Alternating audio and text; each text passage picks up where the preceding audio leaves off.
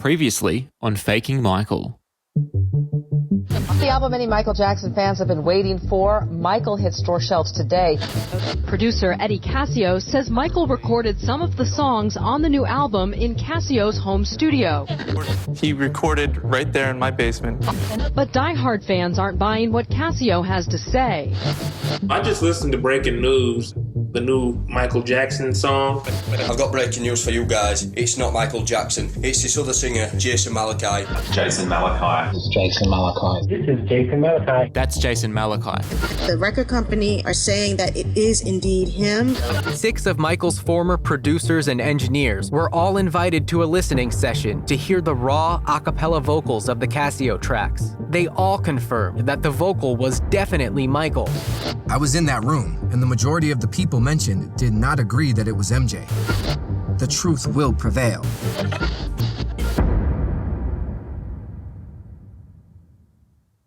The truth will prevail. Those were the words of Michael Jackson's nephew, Tarrell Jackson, in response to the statement made by Estate Attorney Howard Weitzman regarding the Cascio tracks. As we heard in episode 2, on the 11th of November 2010, Weitzman claimed in that statement that when the Jackson family raised questions regarding the vocals on the Cascio tracks, several of Michael's former collaborators had attended a listening session, and that they had all confirmed that the vocals were definitely Michael's. But Tarrell and others who had also attended that listening session say that is not what happened. So what did happen? I made it my mission to find out.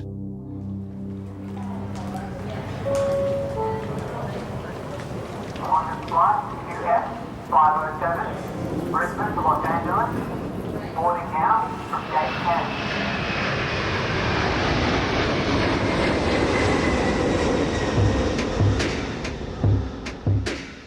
Since the 2010 release of the Michael album, I've taken several trips from Australia to the US to research for this podcast series.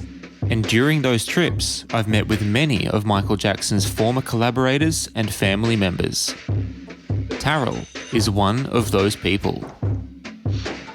During my very first research trip, Tarrell invited me to meet with him. He had information that he felt could help the investigation, and he wanted to share that information with someone who would put it to good use.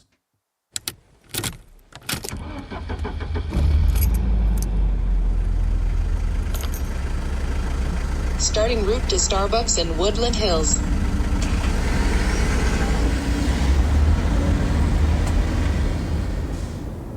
We agreed to meet at a Starbucks in Woodland Hills, a 50-minute drive from downtown Los Angeles.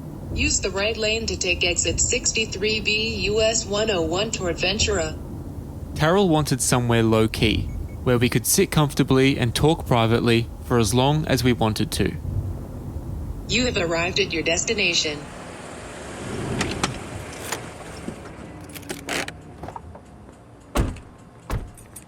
With me was my best friend and co-researcher, James. It really is like we're archaeologists sort of digging through these artifacts.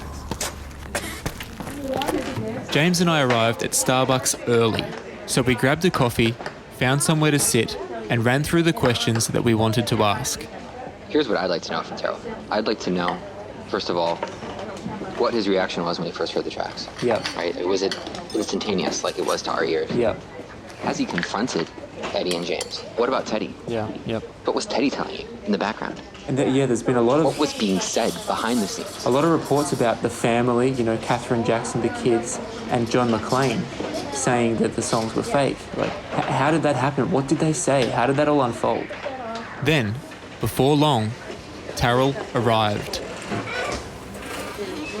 Hi. Hey man, it's good to see you. This is James. Hey Tarrell, nice to meet you. How you guys doing? I'm good, thanks. And thanks for coming. We really appreciate you coming. This is such an important story. For the next 6 hours, the three of us sat there, meticulously going over every detail of the events surrounding the production of the Michael album. And I met with Teddy and we started talking nerd talk and about music and about MJ and songs. Terrell came prepared, showing James and I emails, text messages and audio files, all of which painted a clear picture of how the drama surrounding the Casio tracks unfolded behind the scenes. And I know how much he put into everything, and if people can lie and get away with it, then what? After those 6 hours, with more information than our brains could even begin to process, James and I thanked Terrell for his time. Good to speak to you guys. Take care. And headed back to LA.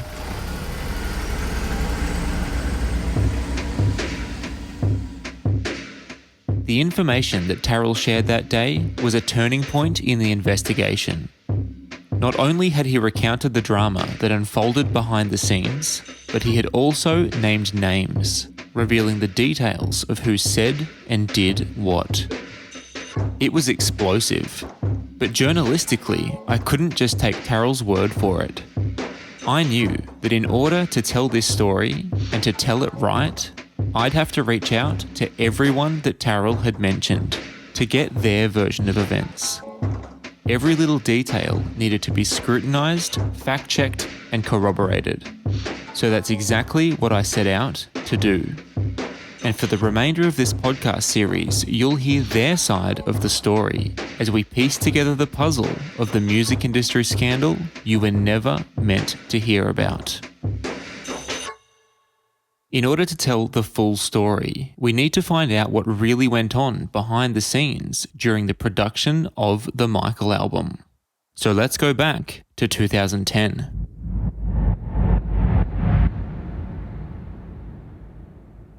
As we heard in episode 1, less than a year after Jackson's death, the pop star's estate and Sony Music signed a record-breaking deal for a series of new projects, including a new album of unreleased songs.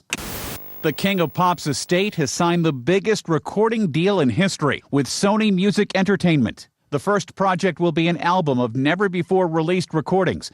And the now unreleased recordings of Michael Jackson. The King of Pop is said to have left behind a mountain of material. There are hidden gems. There are hidden gems in these songs. So there could be a whole new life just from these songs alone. The men in charge of finding those hidden gems were estate co-executor John McClain and veteran Sony executive John Delp. And the material of most interest to them were the new songs recorded by Jackson during the final years of his life. Those were the songs that Sony and the estate wanted to find and release as Jackson's first posthumous album. But there was one major problem. Both McClain and Delp were having trouble locating that new material.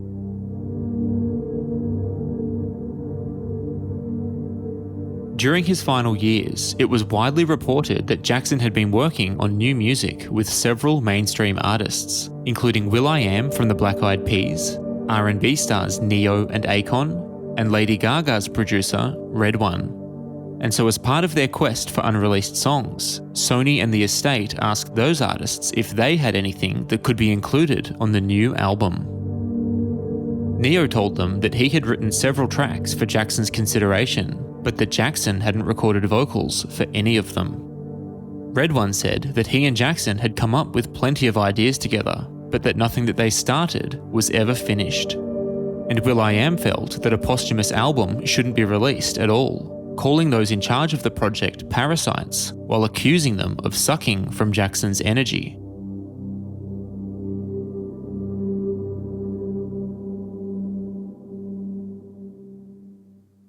The only artist who did have something that could be used on the album was Akon, and he only had one song, a duet between he and Jackson called Hold My Hand. This life don't last forever. Hold my hand. But unfortunately for Jackson and for Akon, the track had found its way onto the internet shortly after Jackson had recorded it.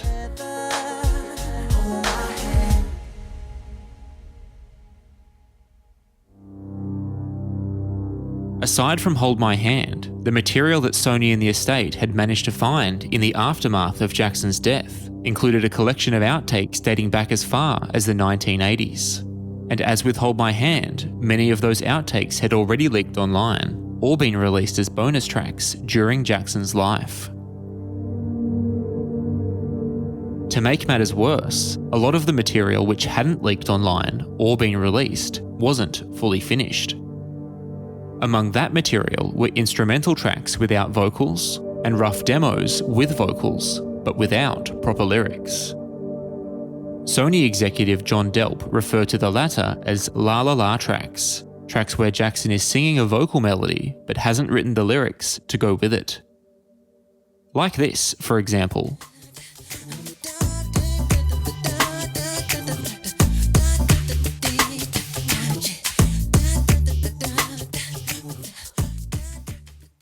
Or this.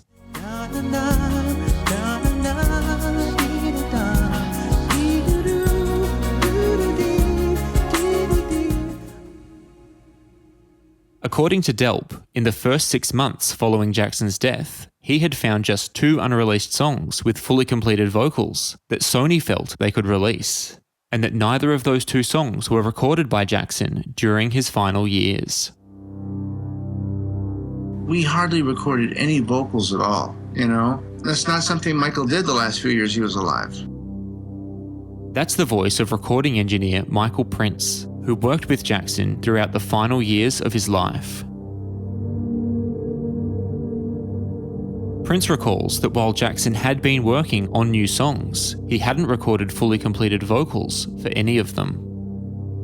After MJ died, it really turned out that all the new stuff, you know, that he'd been working on, MJ didn't sing on any of that. Prince also recalls that most of the songs he and Jackson had been actively working on together during those final years were old demos from the Popstars Vault, which Jackson had decided to revisit. You know, it was all stuff that was being brought back from the past. Based on the lack of newly recorded material, it seemed as though Sony and the estate might have to abandon their plan to release an album of songs from Jackson's final years, and instead release a compilation of the best unreleased material spanning his entire career. But as we heard in episode 1, on the 2nd of May 2010, in a hallelujah moment for Sony and the estate, a reporter named Roger Friedman published an article claiming that Jackson had recorded an entire album of never-before-heard songs less than 2 years before his death. Bombshell exclusive. Michael Jackson recorded a whole new album of material in the fall of 2007. The information about the album was only recently revealed by sources close to the late pop star. Jackson spent 3 months with the Casio family in Franklin Lakes, New Jersey. During that time, Michael recorded at least a dozen tracks with Eddie Casio. I'm told that Jackson's manager and advisor, Frank DeLeo, knew that Jackson was working on a new album. According to one source who's heard the material, Michael's vocals are, quote, perfect. The question now, of course, is what happens next. Friedman's article, published at showbiz411.com, sent waves of excitement through the Michael Jackson fan community. When I first read the article, I immediately emailed a link to my contact at Sony Australia, the same contact I mentioned in episode 2. "Have you read this story?" I asked, full of excitement. "You guys have to get these songs. These could be the last songs MJ ever recorded." The executive emailed straight back, telling me that Sony was already onto it. Meanwhile, Friedman published a follow-up article the next day, revealing more information about the newly discovered Casio tracks. Friedman wrote that Jackson's former manager, Frank DeLeo, and estate co-executor, John Branca, had both already heard the Casio tracks, and that everyone agreed that Michael's vocals sounded great. Friedman also wrote that on June 27, 2009, merely 2 days after Jackson's death, Eddie Casio and another songwriter filed a copyright claim for something called MJ Songbook, on which Jackson was also credited. But there were several major details that Friedman wasn't reporting. Firstly, the other person credited on MJ Songbook was a man named James Port. According to historic copyright registrations, Casio and Port had been working together for years. But despite being listed as a co-author on the filing for MJ Songbook, James Port's name was not mentioned in Friedman's article. Another thing that Friedman didn't mention was that according to Jackson's former manager, Frank DeLeo, as well as having already heard the Casio tracks, DeLeo was the one to bring the tracks to the attention of Jackson's estate and Sony. DeLeo was a familiar face to both Sony and the estate. DeLeo's connection to Sony dates all the way back to 1979, when the company hired DeLeo to run the national marketing division at Epic Records, the label that Jackson was signed to at the time. 5 years later, in 1984, Jackson hired DeLeo as his manager. Jackson's attorney at the time was estate co-executor John Branca, and through their work with Jackson over the years, both DeLeo and Branca knew about the pop star's longtime friendship with the Casio family. And so in 2010, when DeLeo began vouching for a collection of 12 unreleased songs that Jackson had supposedly recorded in the Casio family home shortly before his death, Sony and the estate were all ears. And when they heard the tracks and realised that all 12 of them were finished with fully completed vocals, the deal was as good as done. The only thing left to do was negotiate the details.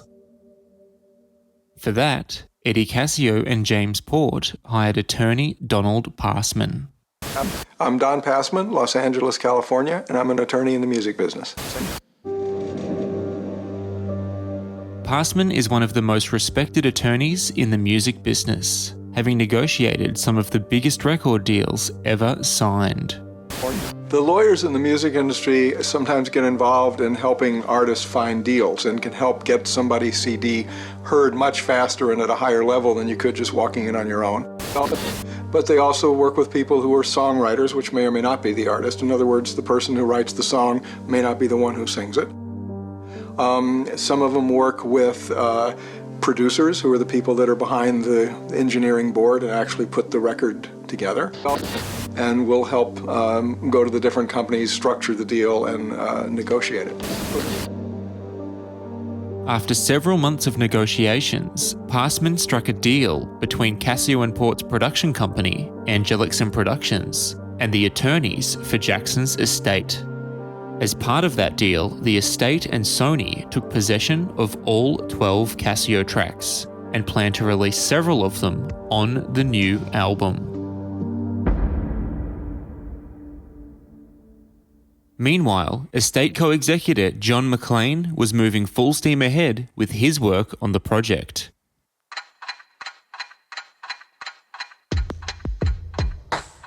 McLean had selected his favourite tracks from the King of Pop's vault, some of which dated back 30 years, and was overseeing new productions for each of them, while a handful of other producers, including Tricky Stewart, Teddy Riley, and Mark Ronson, also agreed to remix tracks for the project. Another producer who was chosen to work on the album was Ron Feimster, also known as Nephew. Nephew was the last producer to collaborate with Jackson during the final years of his life, often working in tandem with recording engineer Michael Prince. So when it came time to produce Jackson's first posthumous album, Nephew and Prince were natural choices. Prince recalls,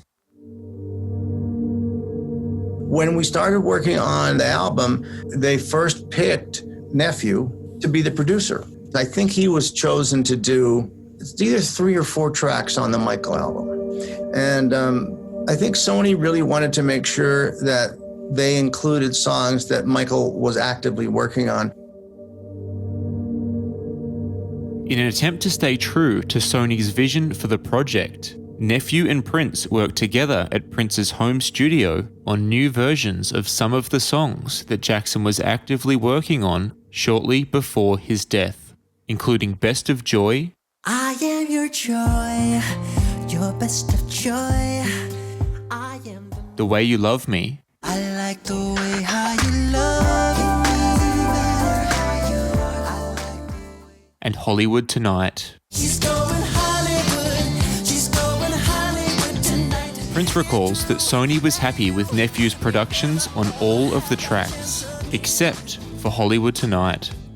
They liked all of them pretty much. I mean, you get input from the label, a lot of input. You go, it's close, but it's still missing something, that kind of thing. And at some point, they've got Teddy, unbeknownst to me, working at a studio, I believe it was in Glendale. And I'm starting to get contacted by his secretary, because I guess they thought maybe Hollywood Tonight should be handed off to Teddy at some point.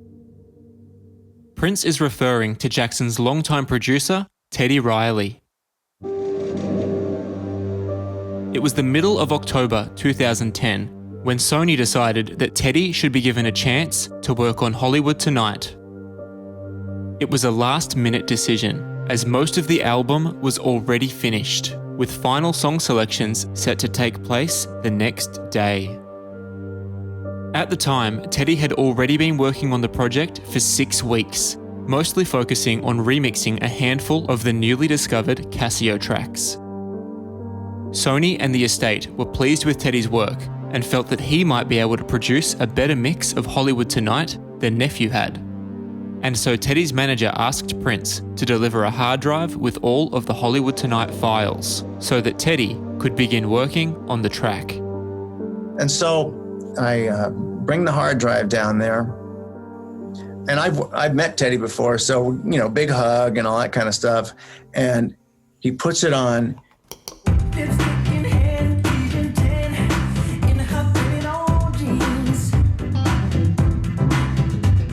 And this is the honest to God's truth. The first thing he said, he goes, "Finally, something I know is Michael." Teddy was telling Prince that he had finally been given a song that he knew was actually sung by Michael Jackson. Prince was taken aback. What was Teddy talking about? Was he supposed to know what Teddy was talking about? Why wouldn't Michael be singing on the songs that he'd been working on? Why would that even be a question? To understand how we got to this point, we need to go back 6 weeks.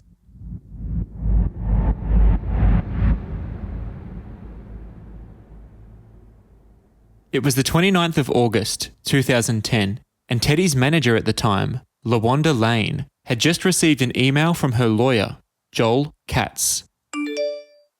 Katz was not only representing LaWanda, but also the Michael Jackson estate, and the estate wanted Teddy to work on the new album. LaWanda recalls. At that point, Joel knew that I was working with Teddy, and I got an email from Joel stating that they wanted Teddy for this project. And so the next day, I called Teddy, and we go immediately down to Marvin's Room. Marvin's Room is a Hollywood recording studio owned by estate co-executor John McClane. When Teddy arrived at Marvin's Room, the producer was played a number of unreleased songs being considered for the album, including the duet with Akon that you heard about earlier, called Hold My Hand, which Teddy was asked to work on.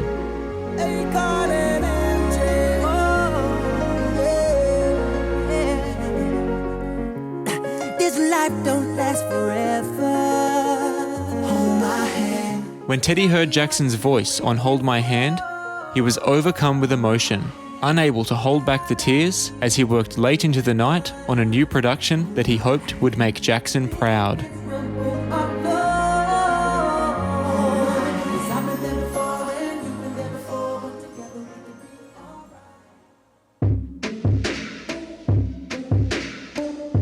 Upon starting on the project, Teddy and LaWanda invited the King of Pop's nephew, Tarrell Jackson, to join them in the studio.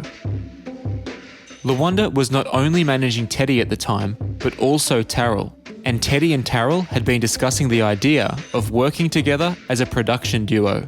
And so the new Michael Jackson album presented the perfect opportunity for that idea to become a reality. Tarrell recalls. I met with Teddy and we started talking nerd talk and about music and about MJ and songs and all kinds of stuff. And we just connected. So we were going to become like a production team, and we were going to start doing a bunch of production stuff together. And at the time, he was approached by the state to start working on this project, a Michael Jackson project of all these songs. And he said, you know, if I do this, we're going to do this together. And it's what Michael would want. And, you know, I was all for it.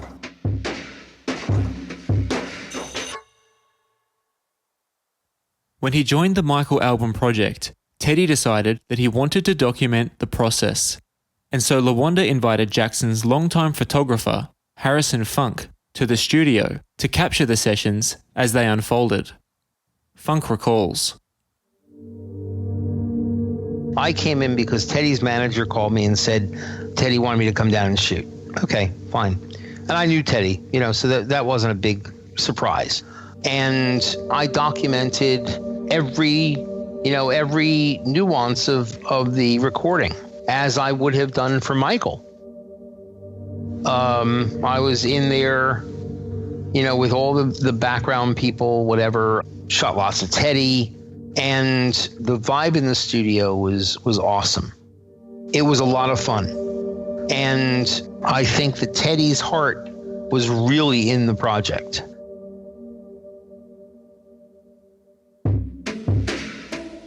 At the time, the estate had only recently finalised its deal with Eddie Cascio and James Port for their collection of 12 songs, and the files for those songs had only just been handed over to Sony.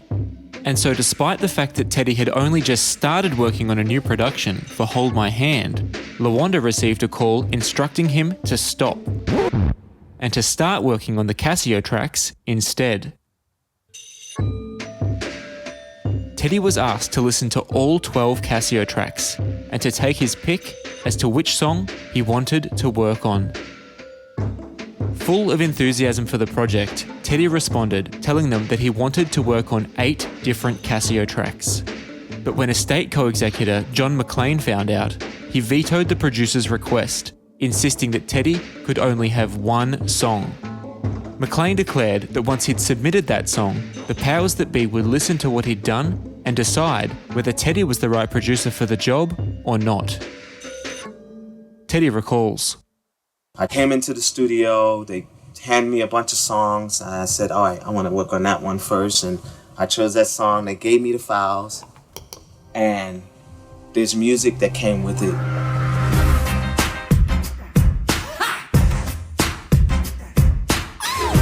I would snatch the music out and leave, you know, kind of keep some of the elements. And what I'm doing is taking vocals that everyone pretty much never heard. You can look at them coming out the walls. You can look at them climbing out the bushes.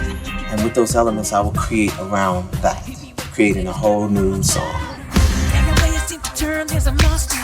When you look up in the air, there's a monster. Paparazzi got you scared like a monster, monster, monster. These are all different loops that I just throw in there. The song that Teddy chose was called Monster. Tarrell was in the studio with Teddy when the files for Monster arrived, and recalls that when he first heard the track, he felt like something about it was off. Teddy and LaWanda agreed, but they couldn't quite put their finger on what. Maybe it was just a bad vocal performance, or maybe it was the way that Cascio and Port had mixed their original version. Either way, Tarrell was mainly focused on Teddy's production, which was the reason he was there in the first place.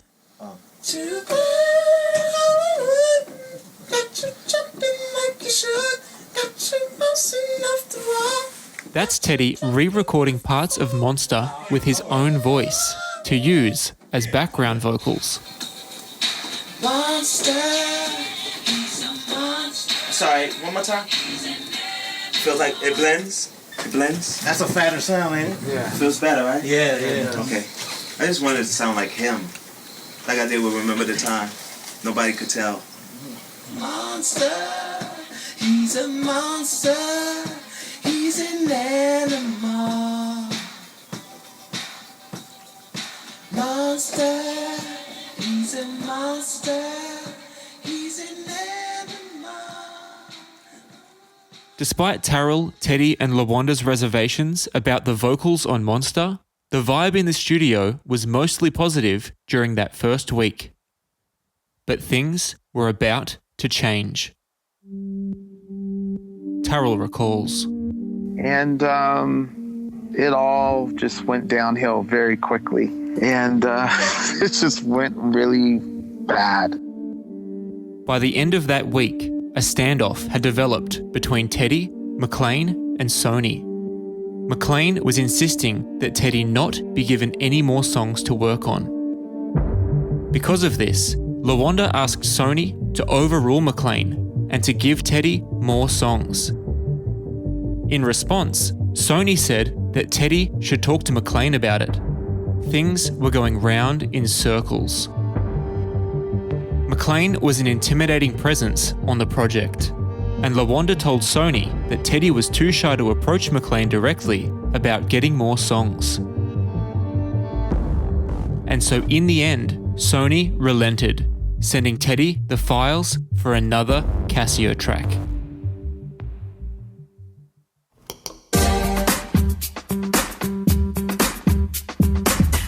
In the same way he had when he heard Monster, Tarrell felt uncomfortable listening to the track, called Breaking News. But this time, it wasn't just the vocals that made Tarrell feel uncomfortable. It was the lyrics. Everybody wanting a piece of Michael Jackson. Would the King of Pop write and record a song in which he refers to himself by name in the third person? Tarrell didn't think so, and neither did Teddy. Another issue was that there were clearly samples of Jackson's breaths and vocals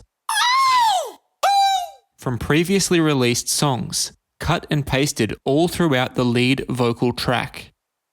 Monster had the same issues. When Jackson would record a vocal, those inflections would come naturally. You wouldn't need to sample them from songs he'd recorded decades earlier. But they were all throughout the Casio tracks, and it was very obvious. LaWanda recalls the same thing. So when we played the records, we listened to them, and I remember me saying to Teddy, there's a problem. It didn't sound right. Like, you could just tell things were put in, that it just didn't make sense. Like, there were no outtakes. We just knew something was wrong. And Teddy knew. These issues were strange to say the least. But Teddy wasn't there to question Casio and Port's creative choices on the original versions of these songs, or to scrutinise Jackson's vocal performance. Teddy was there to produce the music. And so that's what he continued to do.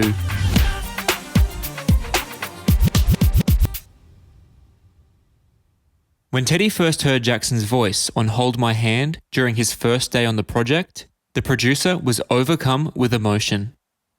But beyond that first day, since he'd started working on the Casio tracks, Teddy had begun struggling to feel Jackson's presence in the studio, asking photographer Harrison Funk to print out pictures he'd taken of Jackson during his prime and bring them down to the studio for inspiration. Funk recalls. We were talking and he said, could you bring me some pictures of Michael to put up in the studio as inspiration? And I agreed to. I brought him some pictures. I put them up in the studio as inspiration. Teddy recalls that he often felt there was a bad energy in the room. Because of this, not only did Teddy hang pictures of Jackson on the studio walls, he also spent a lot of time listening to Jackson's classic albums in an attempt to feel his spirit. Just by bringing his spirit in the room, in the actual studio, I had his pictures all over the place, and time after time I would go back and forth to Thriller and listen to all the music just to get his spirit and keep his spirit in the room and, kind of keep all the negative energy out. Tarrell also felt the negative energy, expressing that his uncle's voice was pure, powerful, and uplifting, and had always made him feel good. But the Casio tracks were having the opposite effect. Listening to those vocals was making Tarrell feel sick. To Tarrell, they just sounded bad. To make things worse, Teddy felt that the energy in the studio was so bad that it was making his computer shut down. Anytime I felt like there was negative energy, the computers would actually just react.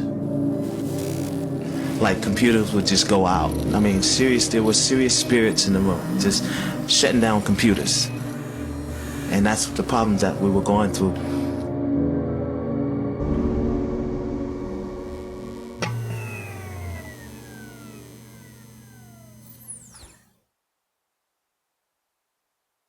By September 11, 2010, Teddy had been on the project for almost 2 weeks. To this point, the producer had started working on Monster and Breaking News, plus a third Casio track called Burn Tonight. But he wasn't happy at Marvin's Room, the studio owned by estate co-executor John McClain. Teddy felt that McClain was breathing down his neck and pressuring him to work fast, and it was making Teddy feel uncomfortable. LaWanda recalls. Well, John McClain was being horrible to Teddy. And I think Teddy felt that John McClain had his foot on his neck, like, basically do what you're told, blah, blah, blah. So, it just wasn't a comfortable position. And Marvin's house was small. In fact, Teddy was so uncomfortable at Marvin's Room that he asked to be moved to another studio. And when McClain found out, things got crazy. Enraged that Teddy had been in contact with Sony behind his back, McClain kicked Teddy out of the studio, telling him not to bother coming back and threatening to replace him with another producer. McClain's anger was only amplified by the fact that Teddy had been working on not one, but 3 Casio tracks. McClain had decided that he didn't want to move forward with any more Casio tracks. But Sony and estate co-executor John Branca felt differently. They wanted to include at least 5 of them on the album. A power struggle had erupted. Before long, all of the top lawyers and executives at Sony and the estate got involved, and over the next 2 days, several long conversations were had between the powers that be on both sides. In the end, despite the fact that McClain was still insisting that he didn't want to do any more Casio tracks, Sony and Branca got their way, persuading McClain to calm down, to allow Teddy to move to another studio, and for him to continue working on the Casio tracks. LaWanda explains the dynamic between Branca and McClain on the project. The dynamic between them was that John McClain was doing the music, and he wasn't including John Branca in that side of it at all. And I was told from John McClain's side never to speak to John Branca. That's what I was told. Then at that point, John Branca started pushing John McClain away, and they moved Teddy to another studio. And so Teddy, Tarrell, LaWanda, and Harrison Funk all relocated to Encore Recording Studio. At this point, the record company wanted Teddy to start working on another Casio track. Sony executive John Delp suggested the 3 tracks that he liked best, and Teddy made his choice. A track called Keep Your Head Up.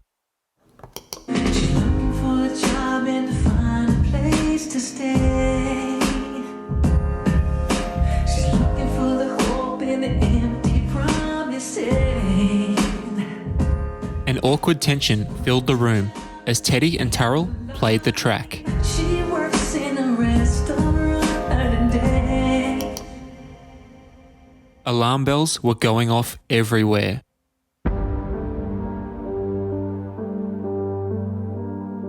Tarrell recalls that they all had questions over the first 3 Casio tracks, but when they heard the isolated vocals on Keep Your Head Up, they knew for sure it wasn't Michael. LaWanda recalls. It sounded horrible. You could tell. I'm not even engineer or any of that, but I was like, something's wrong here. It just didn't sound. It didn't sound like a Michael Jackson project. It just sounded like shit. Over the course of the next week, Teddy, Terrell, and LaWanda asked several members of the Jackson family to listen to the Casio tracks and to offer their opinion. LaWanda recalls. So one night I had Randy come into the studio, Michael's brother, and I asked him to listen. And he listened and he said, it's Michael's vibrato. Something's not right. But when we played it for other people that knew Michael, they said the same thing. Something wrong with his vibrato. Randy was mad, proclaiming that he would bet his life on the fact that the songs were fake. Another member of the Jackson family that came to the studio was Terrell's brother, TJ Jackson. TJ remembers when Terrell called him and told him that some of the songs being considered for their uncle's new album weren't even him. I remember him calling me and saying, like whispering on the phone, say, have you heard these tracks, Uncle Michael's songs? And I was like, no. He's like, I don't know if you want to hear them. And I was like, why? He goes, they're not even him. I was like, what? What do you mean they're not him? And I thought, I was like, I gotta hear this now. So when I heard it, everybody wanting a piece of Michael Jackson. It was worse than what I thought it would. I couldn't believe it even got as far as it did, but it did. TJ and Terrell's brother, Taj, recalls that he reacted the same way they had when he first heard it, not only rejecting the vocals as fake, but also the lyrics.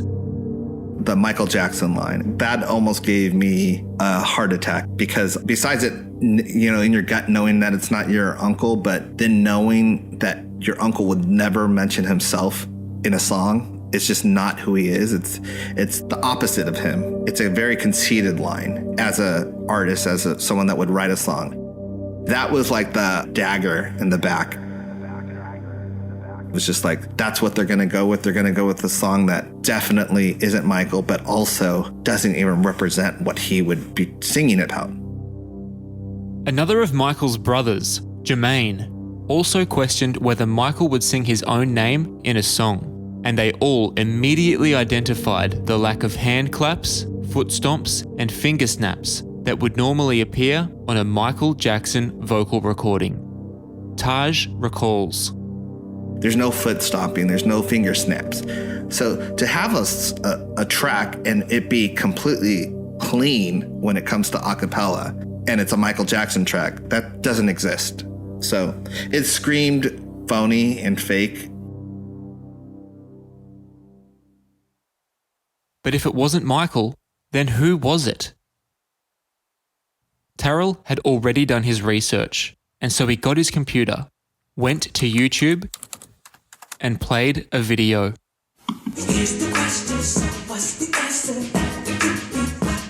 This was the singer on the Casio tracks.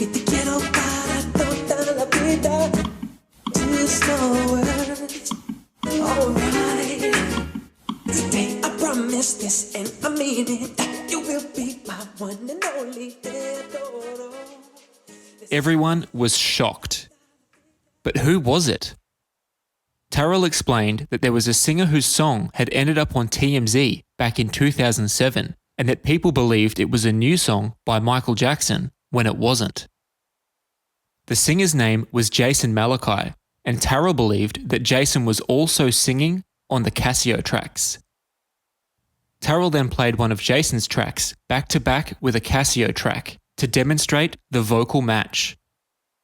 To recreate that demonstration, we'll use Jason's song, Let Me Let Go, I remember you calling, saying, and the Casio track, Monster. you can look at them coming out the walls. And now both tracks side by side.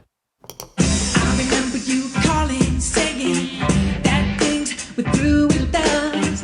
You can look at them coming out the walls. You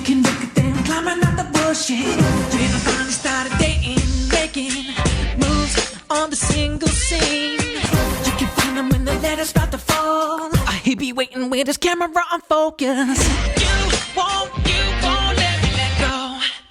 Just like an animal.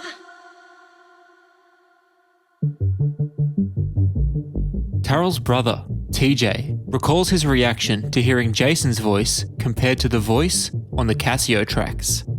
That was the voice. It was just too identical to what I was hearing from those 3 tracks to what he was doing. And, I will assume it's him. The one thing I know is that's not my uncle. This was fraud, the Jacksons declared. How on earth did Casio and Port think they would get away with this? At this point, everyone insisted that Teddy should stop working on the Casio tracks immediately. The songs were fake, so what was the point? Teddy agreed, assuring them that he would do whatever the Jackson family wanted. But when Tarrell arrived at the studio the next day, Teddy was yet again working on the Casio tracks. Tarrell was furious, asking Teddy why he would waste his time on fake songs. And I would just look at him. I was like, why? I don't understand why you even wasting your time with this. Like, it's not even him, so why even go through with it? Teddy explained that he was only being given one song at a time, and that he was only continuing to work on the Casio tracks in the hopes that he would eventually be given a real Michael Jackson song. But there might have been more to it than that. When he came on the project, Teddy was told he would receive $50,000 for each remix he completed. The more songs he remixed, the more money he would make. On top of that, Teddy had also been offered a lucrative contract to do the music for the estate's upcoming Cirque du Soleil production, and so the producer was desperate to keep them happy because he needed that money. And keeping them happy at that time meant working on the Casio tracks. Teddy's financial issues have been widely reported in the media over the years. In 2002, he filed for bankruptcy. By 2005, he owed more than $3 million in taxes and mortgage payments. In 2006, the bank sold his home for $1.5 million, all of which went towards unpaid debts. In 2008, his iconic Virginia Beach recording studio burned down. While all of that was unfolding, Teddy had been swindled by a con artist who stole tens of millions of dollars from countless victims before being caught by authorities and sent to prison. I lost my house, my studio, my fiance at the time, and my dogs. It's a great country song. With all of that drama behind him, the Michael album presented a chance for Teddy to get his life and his finances back on track. But without the Casio tracks, he wouldn't have anything to work on. Regardless of his motives, Tarrell disagreed with Teddy's logic, instead suggesting that he could arrange a meeting between Teddy and his grandmother, estate beneficiary Katherine Jackson, to explain the situation. Tarrell thought that maybe Katherine could make some calls to the estate on Teddy's behalf in a bid to get him different songs. Teddy agreed to the meeting, and so Tarrell arranged it. But Teddy never showed up. Tarrell explains how Teddy's actions made him feel at the time. I was really upset. I was really upset. I was really hurt because I felt he had betrayed me, my uncle, my family, and just went against everything that he said he stood for. And I didn't understand it. And, I communicated with him during the whole time about it not being him and meeting with my grandmother and getting the right songs. And I felt he just told me one thing and did another. Despite agreeing that there was a major problem with the vocals, Teddy buried his head in the sand and continued working on the Casio tracks for several more days. During this time, Teddy recorded 24-piece string arrangements on 3 Casio tracks with legendary arranger Benjamin Wright, which cost Sony almost $20,000 per track. At the same time, Sony and the estate asked Teddy to send them an alternate version of Breaking News with 16 bars of music in the middle, so that Drake, who was the most popular artist in the world at the time, could feature on the track. The powers that be were so excited about Breaking News that they also asked top film director Mark Romanek if he'd be willing to produce a music video for the song. While all of this was going on, Sony executives Rob Stringer and John Delp flew from New York to LA to visit Teddy in the studio. LaWanda recalls. John Delp and Rob Stringer came. John Delp came in and he was like, oh, we're so excited, Teddy, blah, blah, blah. And he's saying, can you believe this? And I'm thinking he's going to say, we lost our biggest artist. Michael has done so much. We want to make this a great project. He says, can you believe this? We made $20 million last year. I was dumbfounded. And I looked at him like, did this fool really say this? I just couldn't believe it. Never once did anybody say, let's think about what Michael would have wanted in any of this. I said, are you kidding me on a Michael Jackson record? Nobody cared about Michael. Nobody cared about Michael's ideas. All it was about the money. And it started that way because John Delp said to me and Teddy, we made $20 million. By this point, Teddy had begun questioning whether he could continue working on the project with the vocals he'd been given. I would sit in the studio and be like, what are we going to do? Like, I've had those conversations. Teddy's response? Well, you tell them I'm not doing anything unless I get original vocals.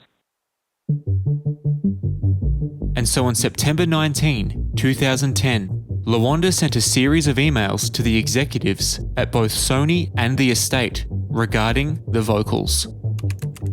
Urgent, wrote LaWanda in an email to her attorney, Joel Katz. Please call me. It's regarding the original vocals on the songs. Please call me. What's wrong? Responded Katz. Teddy needs the original files on all the songs. LaWanda replied. Please call me. Some of the songs you can tell MJ is not singing.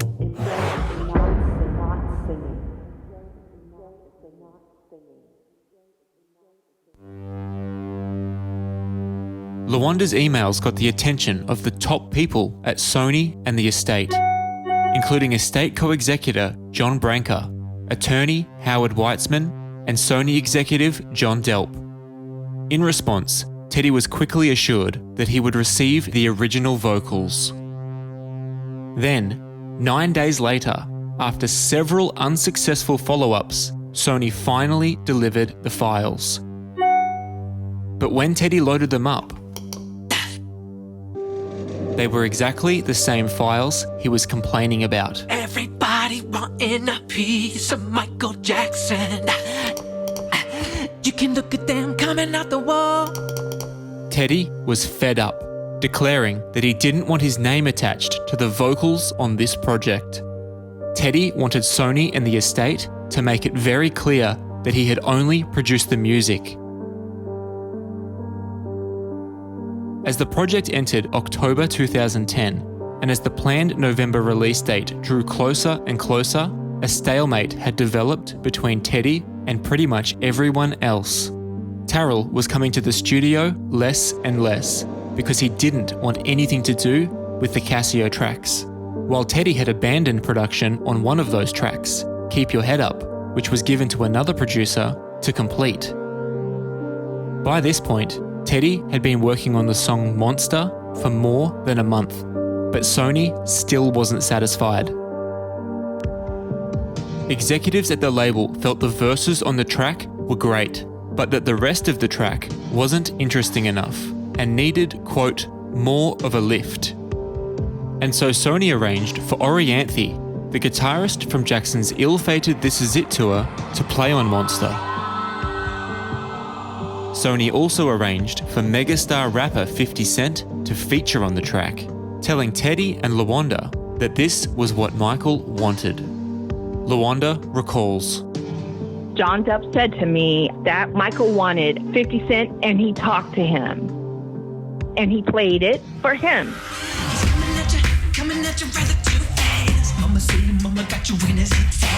And when he got there, I said, so this song is different from how you first heard it. And he said, I've never heard it. And I said, what? And he said, I've never heard it. And I just said, once again, here I am lied to. And I called Teddy and I said, you need to come down to the studio because 50 doesn't even know anything about this record. Period, point blank. Despite the fact that he'd never heard of the song, the rapper was excited to be a part of a Michael Jackson project. And so Teddy headed down to the Boom Boom Room, a nearby studio where 50 Cent was set to record his part, and the pair got to work, with 50 writing and recording a rap verse for the song's bridge. Catch me in a bad mood flipping, you take a whipping.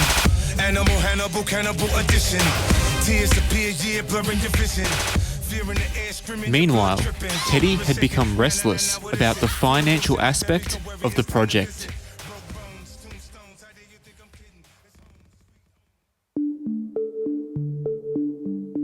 After more than a month in the studio, Teddy still hadn't received a contract or any form of payment for his work. And so as a peace offering, Sony began discussing the possibility of giving Teddy another song. As we discussed earlier, a producer named Nephew had been working on several tracks for the album with engineer Michael Prince, including a song called Hollywood Tonight. Nephew had submitted several versions of the track to Sony, but the company wasn't totally satisfied with any of them. Prince recalls. He never could get Hollywood Tonight dialed in the way Sony likes, you know. He could never make it bang, you know, properly. And so Sony decided that Teddy should be given a chance to remix the song. So all of a sudden I get a phone call from John Depp about Hollywood Tonight. Dolp told LaWanda that Michael Prince had the files for the song, and so LaWanda called Prince to make arrangements for the files to be delivered to Teddy. LaWanda calls me and says, hey, we've heard about the song Hollywood Tonight. They want Teddy to work on it. Me and Michael Prince are actually going back and forth, and I'm like thinking he's out of town. And she goes, well, where are you? I go, well, I'm here in LA. She goes, oh, we are too. I went, what? So I said, come down. And so I bring the hard drive down there, and he puts it on.